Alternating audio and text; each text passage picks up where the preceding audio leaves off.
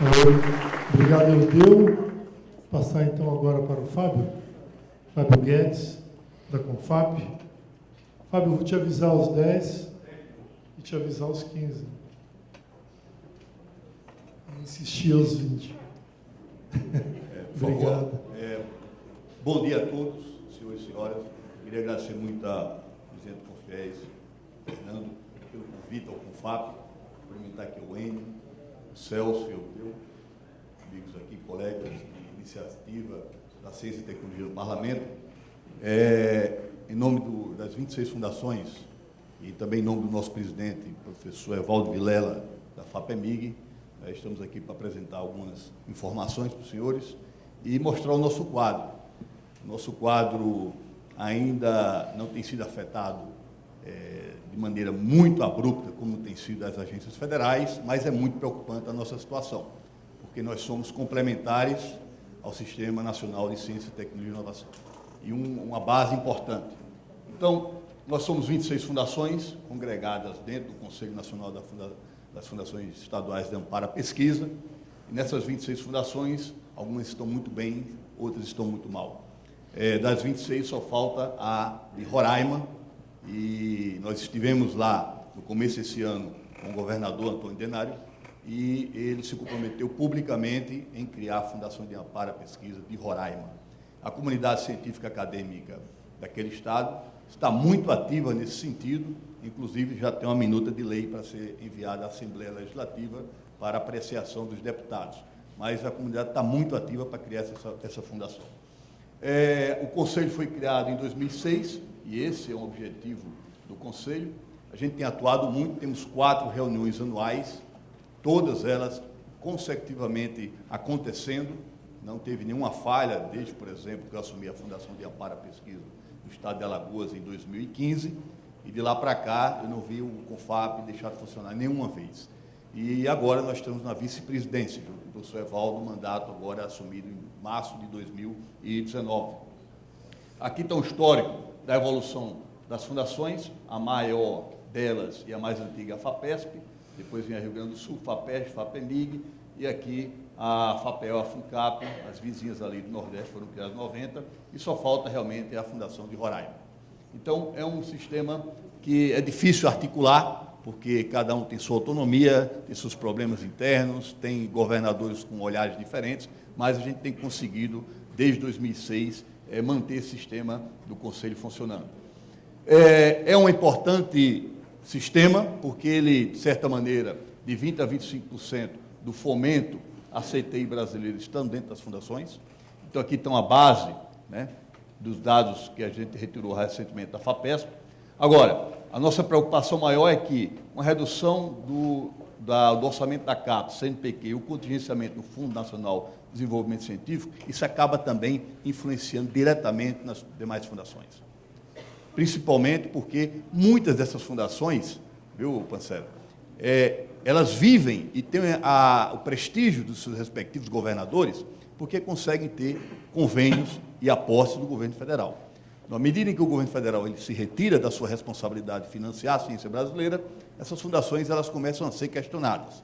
Pelo menos 2 ou 3, né? A gente já temos notícias de que seus respectivos presidentes já conversam em off conosco que, olha, o governador está preocupado, o governador vai tentar fechar a fundação, há uma iniciativa nesse sentido. Por quê? Porque é uma estrutura que não tem como atrair recursos do governo federal mais, e os governos estaduais basicamente não colocam recursos sozinhos nessas fundações, algumas poucas. Então, se a gente observar, como o próprio Eudeu já colocou aqui, que isso aqui falou de 2019, isso aqui é a piloto de 2020, a situação é muito complicada para o funcionamento de algumas fundações. Então, por exemplo, no pagamento de bolsas de mestrado e doutorado, boa parte das fundações assinou acordos com a CAPES, para ser complementar à política de demanda social da CAPES. Então, agora mesmo, por exemplo, a CAPES está deixando de honrar esses convênios com as fundações, né? No caso do CNPq, por exemplo, boa parte de alguns programas do CNPq também é em convênio com as fundações estaduais. E, se bem que, nesse momento, não há nenhuma desonra aos contratos, porém, a expectativa para o ano é muito ruim, em termos de alguns programas específicos do CNPq, junto com as fundações. Então, como o próprio Deu colocou, ter apenas 16 milhões de fomento para o ano que vem e você ter recuperado somente a capacidade de bolsa do CNPq é muito complicado, porque você não faz ciência sem fomento, apenas com bolsa. E no caso da CAPES, né, é de fato um corte brutal. E esse corte brutal, ele atinge principalmente as regiões onde se concentram os programas de pós-graduação com notas 3 e 4. Principalmente. E onde eles estão? A maioria deles estão no centro, oeste, norte e nordeste. Programas, inclusive, que só tem ainda uma nota e programas que ainda estão passando pela segunda avaliação. Então, para você ter uma ideia, no Nordeste, que eu fiz um levantamento, temos 1.014 programas. Dos 1.014 programas, 650, alguns, por aí, perderam bolsas ou vão perder ainda quando os respectivos mestrandos e doutorandos tiverem concluído seus trabalhos. E aí, qual é o total orçamentário dessas fundações? Eu vejo aí uma diferença enorme. Em 2018, que é o dado consolidado, o total das fundações equivale ao MCTIC, sozinho. Né? 3,6 bilhões de reais no total orçamentário. Observem que a FAPESP, 1,5 bilhão, metade praticamente disso é somente a FAPESP, que boa parte delas tem legislações estaduais que amarram os orçamentos na forma de duodécimos à Constituição do Estado. A maioria deles, dos estados, não honram essa lei constitucional, porém, no caso da FAPESP, religiosamente, como um relógio suíço, desde 1962, o governo honra esse compromisso. As demais fundações, não. Aqui mesmo, por exemplo, na FAPDF, o governador mandou uma proposta de emenda constitucional que reduz o percentual dos recursos da FAPDF de 3% da receita corrente líquida para 0,3%. Isso é um efeito em cadeia. E tanto a ABC, como a SBPC, como o CONFAP já se manifestaram contra essa situação. Veja, você está aumentando os investimentos em ciência e tecnologia em momento de crise, o Brasil está retirando com efeito em cadeia. Agora, daquele total orçamentário, quanto foi executado? 71%. Do total orçado, 71%. E no caso da FAPESP, praticamente 90% foi honrado. Se você observar, boa parte das fundações, eu vou pegar a minha no caso, né? Aqui nós trabalhamos. Nós temos aqui 56 milhões de orçamento, nós cumprimos apenas 20 milhões. Em que pese, em 2014, ela chegou a 8 milhões de execução somente. Isso é uma recuperação gradual que a gente está tentando com muito esforço. Agora, é muito difícil para os estados concorrerem, principalmente alguns estados onde as políticas públicas não avançaram tão aceleradamente, concorrer à ciência e tecnologia e inovação com objetivos e prioridades na área da educação, saúde, segurança pública e infraestrutura. É muito difícil. Então, depende muito da capacidade de esforço da comunidade científica acadêmica de cada estado, né, dos parlamentares estaduais e da visão, digamos assim, do próprio chefe do executivo. Aqui tem um dado de como esse orçamento se distribui em bolsas e fomento, e aqui você tem a FAPESP só em 2018, para fomento, a FAPESP em 2018 executou 758 milhões, e para a bolsa 458. Nesse ritmo, no caso, e a gente está comparando uma agência estadual como essa, com uma agência federal, que é o CNPq, observem que a gente vai começar a criar um fosso de desigualdade regional no campo das políticas de ciência e tecnologia. Então, se a gente tem uma ameaça de expulsar cérebros do país para outras partes do mundo, internamente a mão não é de dupla, vai ser de via única. Aqui está o total orçamentário para 2019, ele salta de 3,6 para 3,7, né? Mas nós sabemos que 2019, como vai fechar o ano ainda, isso aqui cai pelo menos pela metade, pelos 30%. Já repeti isso aqui. Eu queria comparar isso, aquele quadro, com o que hoje, por exemplo, a gente tem em relação a São Paulo. e pega o caso do Brasil, do orçamento desse ano e o orçamento para a Piloto 2020. São Paulo, suas 3 universidades e a FAPESP, praticamente, né, é 30% a mais do que o governo federal, com CAPES no MEC, CNPq no MCTIC e o próprio orçamento do MCTIC. Isso é uma tragédia, não é não, Ideu? Porque é o seguinte, que bom que São Paulo honra seus compromissos e tem um orçamento desse. Porque o governo federal não vai chegar a isso, não é Celso? Não chega a isso. Então, era isso que eu queria colocar para os senhores. A ameaça sobre nós é muito grande, porque muitas das fundações pequenas, principalmente, vai ser difícil justificar a sua existência. A comunidade científica está muito abalada em razão já dos ataques às universidades e também pelo contingenciamento que as universidades estão sofrendo, né? E se junta a esse problema, como defender as fundações de amparo à pesquisa, que muitas delas, por exemplo, não podem substituir o governo federal na sua responsabilidade com suas instituições federais.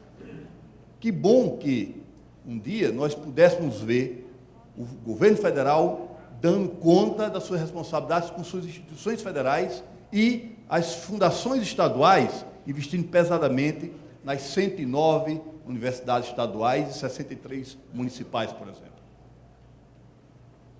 Como faz, por exemplo, o caso de São Paulo. A FAPESP, ela joga pesado, principalmente nas suas 3 universidades estaduais. Então, era isso que eu queria colocar para os senhores. Obrigado e a gente está à disposição. Obrigado, Fábio Guedes. Bom, agora vamos chamar aqui então Enio Pontes, pelo PROIFES, também com a sua apresentação, para continuar o debate sobre crise orçamentária na ciência brasileira. Te aviso aos 10 minutos.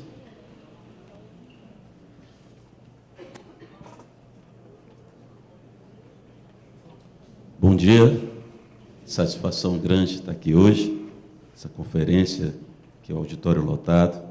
Agradecer ao professor Fernando Peregrino pelo convite ao PROIFES, saudar aqui os colegas da mesa, o professor Celso, o Fábio, o professor Ideu, fazemos junto aqui a luta pela ciência e tecnologia no dia a dia, como o professor Ideu falou muito bem lá no Congresso, uma luta muito forte.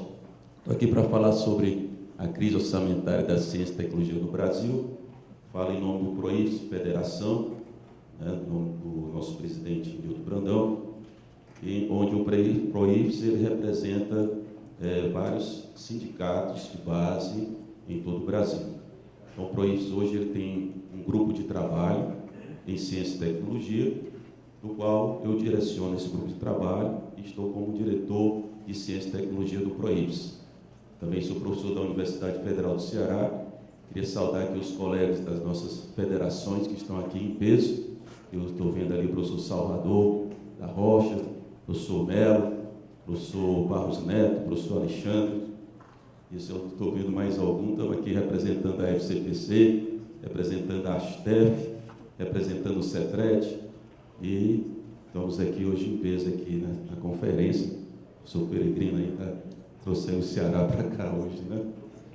Muito bem, eu coordeno um laboratório, sou professor, pesquisador na Universidade Federal do Ceará, um laboratório de análise de falhas de materiais, e o interesse correu por conta de tantos cortes e tanta dificuldade na área de pesquisa que nós temos encontrado com nossos colegas pesquisadores nas mais diversas universidades. Então, isso fez com que a gente criasse esse grupo de trabalho e essa direção de ciência e tecnologia, do qual nós fazemos parte aqui do CTP, junto com o professor Celso, o professor Ideu, nessa luta diária na ciência e tecnologia.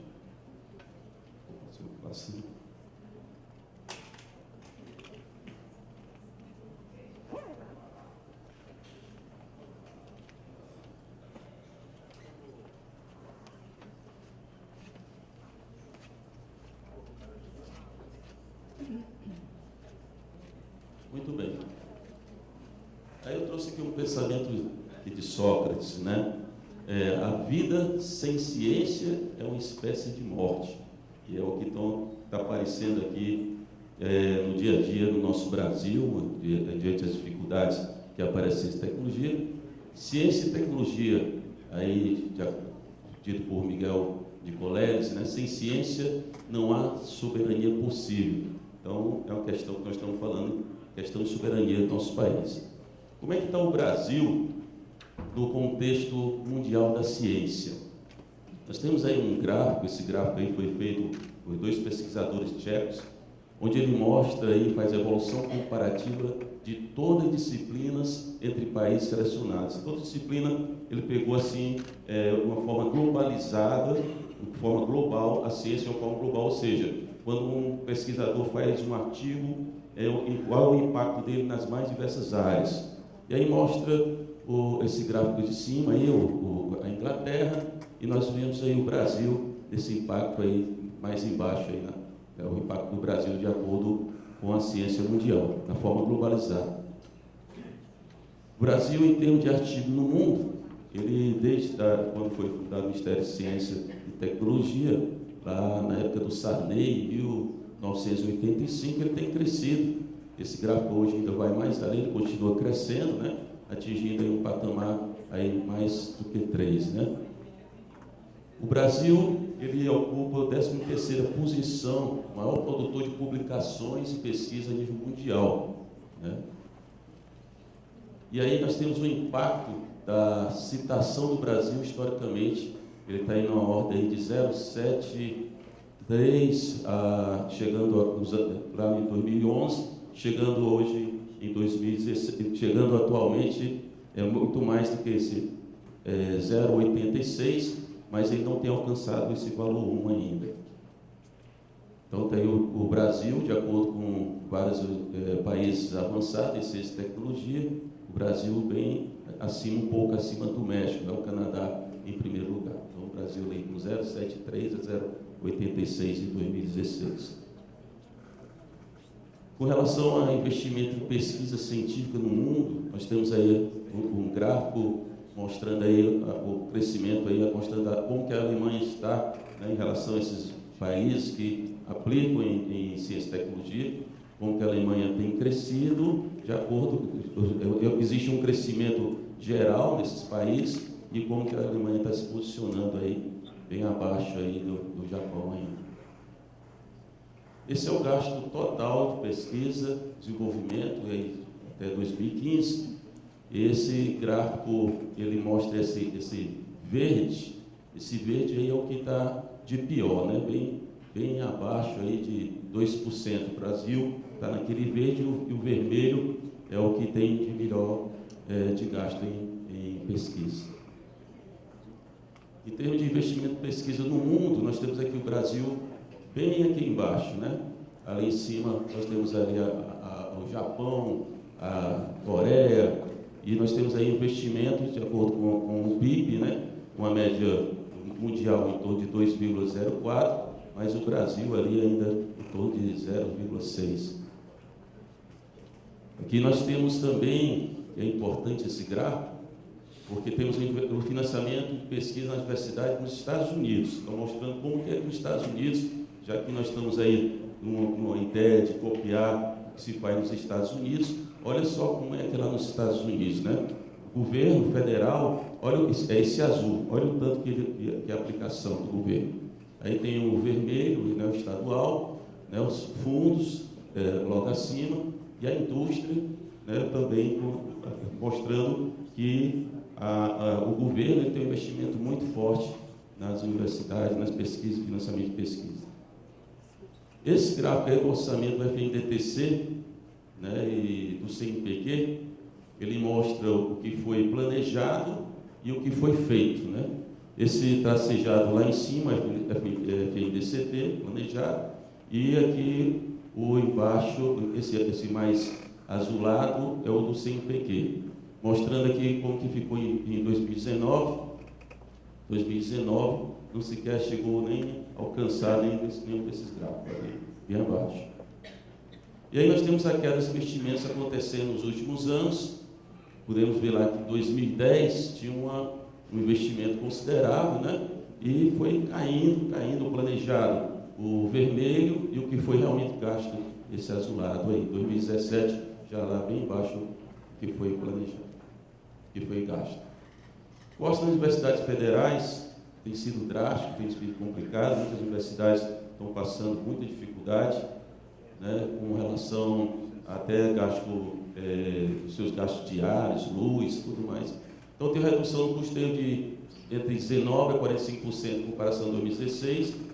Consequência, é muito complicado, porque cai a qualidade acadêmica, além de instabilidade, risco das universidades não poderem cumprir seus compromissos.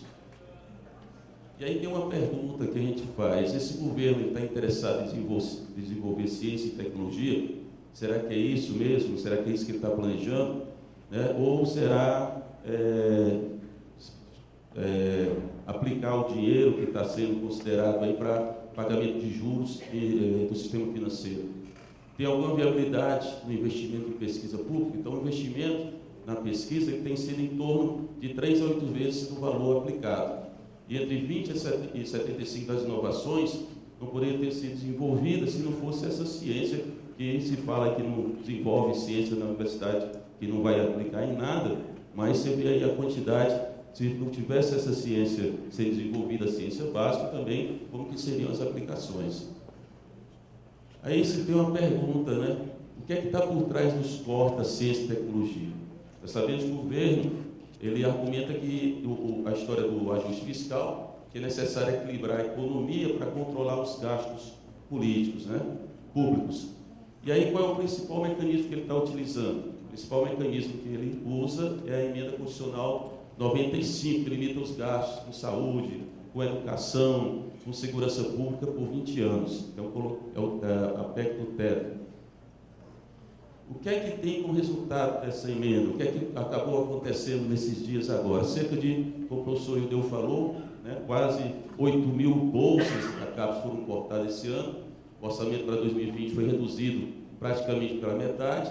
Sempre que os cortes do orçamento do ano chegaram a 88%, e a FINEP, a Agência de Inovação Brasileira, tem a ameaça de transferência do Fundo Nacional de Desenvolvimento Científico e Tecnológico, FNDCT, e anexar ao BNDES. Deixou aberta aí uma porta para continuar pagando o juro da dívida, que é a história da dívida pública, né? Então, a emenda constitucional 95 deixa fora o texto das despesas não primárias, que são despesas com dívida pública e despesa financeira. E isso fora é o que se fala do juro da dívida, pagamento da dívida. Então, diante dessa justificativa, o Brasil precisa da emenda 95, constitucional 95, para ganhar confiança no mercado. A gente precisa perguntar qual é esse mercado que o Brasil quer ganhar confiança. É um mercado especulativo ou um mercado produtivo? É aquele baseado em matérias-primas primárias ou produtos de alta tecnologia? É aquele baseado na mão de obra desqualificada com baixos salários ou profissionais qualificados e bem remunerados? E aí, como o professor Ildeu levantou aqui, né, ciência não é gasto, ciência é investimento. Aí tem o relatório do desenvolvimento mundial, do BNDES, né, que fala exatamente sobre isso. Que fala exatamente que investimento em educação não é gasto, é investimento. Qual é a saída de tudo isso? Qual é a saída diante de todos esses cortes? Primeira coisa, para se sair e se tornar, fazer o Brasil realmente aplicação em ciência e tecnologia, o país soberano, é preciso ter uma mudança radical na política econômica do governo, né, que não tem privilégio nenhum com a nossa ciência, com a nossa tecnologia. Ou seja, todo dia a gente está lá tentando uma luta, tentando ver como é que faz para retomar as bolsas do INPq, as bolsas da CAPES, retomar os investimentos dos programas financeiros, pesquisa, por meio da agência de fomento, e reduzir a burocracia nas legislações. Com relação ao futuro, esse projeto ele fez já um estudo preliminar. Eu não vou entrar aqui a fundo sobre o futuros, que logo mais vai ter uma mesa só sobre futuros. Mas é importante a gente lembrar que nesse futuro, na versão, a questão orçamentária ainda não está bem resolvida, né? Existe uma ideia de fechar as verbas públicas e incentivar bastante as verbas privadas. Ainda tem a história da perda da autonomia, limitação com gasto enquanto o orçamento do MEC é o mesmo, e não considera demandas dos professores, demanda da ciência e tecnologia, da comunidade científica. A vantagem grande, graças a uma luta, né, do Confis, foi conseguir implementar as fundações já, né, as fundações de apoio, que de uma certa forma já garante alguma verba na aplicação da ciência e tecnologia. Aí tem o projeto de lei orçamentária, o PILOA, que foi enviado recentemente, que o professor Edeu até apresentou aqui, no aspecto geral. Nós fizemos uma análise lá no PROIFES, e tem uma coisa muito complicada na questão desse PILOA. Ele fala o seguinte: o orçamento inicial previsto para aprovação imediata, que representaria a primeira parte, ou seja, ele divide em duas partes, professor Edeu. O PILOA é dividido em duas partes. Uma parte ele diz que vai dar, e a outra ainda vai considerar ainda um orçamento complementar. Isso é muito complicado, porque você não sabe como é que vai ser essa outra parte. Muita universidade está dependendo muito, a comunidade científica dependendo muito da aplicação do orçamento. Então, a LOA de 2019 destinou um total de 121 bilhões, verifique-se um decréscimo aí de 20 bilhões, né, para o ano de 2020. Essa diminuição atinge praticamente um conjunto enorme de universidades federais e que está vinculado ao MEC. No caso das universidades de instituições federais, tem um pouco mais da metade das instituições, tem um piloto de 2020, previsão de recursos iniciais nominais inferiores a 2019, que é a situação do INEP, que é dramática, né, com a redução de 20%, tem a CAPES, que tem a pior perspectiva dentre todas as unidades orçamentárias, enquanto o LOA de 2019 foi 4 bilhões, o PILOA 2020 prevê 2,20 bilhões. Então, esses valores acima mostram que para o próximo ano 2020 o governo está propondo um corte drástico e não um contingenciamento. No mais, muito obrigado. Obrigado, Enio. Chamar então, voltar aqui para as cadeiras, as poltronas.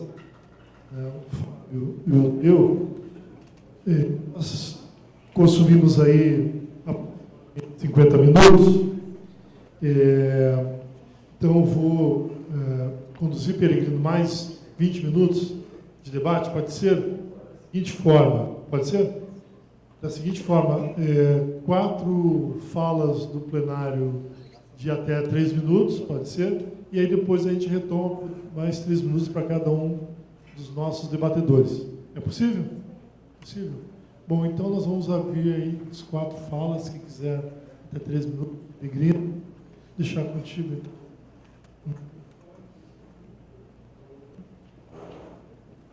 Tem que deixar os ativos aqui.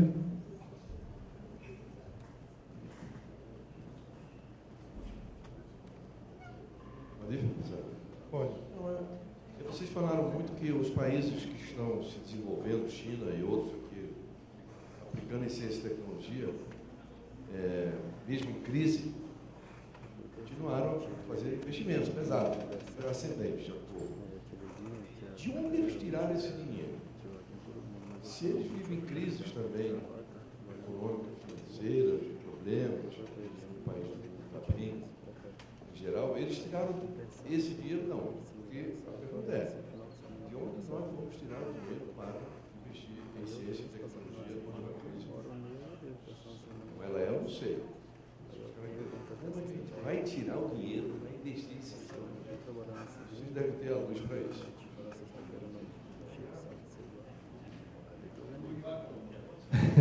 A próxima fala, mais alguém do plenário?